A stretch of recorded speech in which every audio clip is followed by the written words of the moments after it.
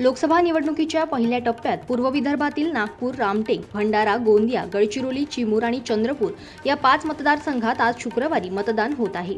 नागपूरमध्ये भाजपचे नितीन गडकरी आणि काँग्रेसचे विकास ठाकरे, रामटेकमध्ये शिवसेनेचे राजू पारवे आणि काँग्रेसचे श्यामकुमार बर्वे, गडचिरोलीतील भाजपचे अशोक नेते आणि काँग्रेसचे डॉक्टर नामदेव किरसान, चंद्रपूरमध्ये भाजपचे सुधीर मुनगंटीवार आणि काँग्रेसच्या प्रतिभा धानोरकर, तर भंडारा गोंदियात भाजपचे सुनील मेंढे आणि काँग्रेसचे प्रशांत पडोळे यांच्यात लढत आहे. मतदानाची वेळ सकाळी 7 ते सायंकाळी 6 अशी आहे. मात्र गडचिरोली चिमूर मतदारसंघातील आमगाव, आरमोरी, गडचिरोली आणि अहेरी ही 4 विधानसभा क्षेत्र नक्षलग्रस्त आहेत. त्यामुळे सुरक्षेच्या दृष्टीने तेथे सकाळी 7 वाजता मतदान सुरू झाले आहे आणि ते दुपारी 3 वाजता संपेल. ब्रह्मपुरी आणि चिमूर या 2 विधानसभा क्षेत्रात मात्र सायंकाळी 6 पर्यंत मतदान होईल.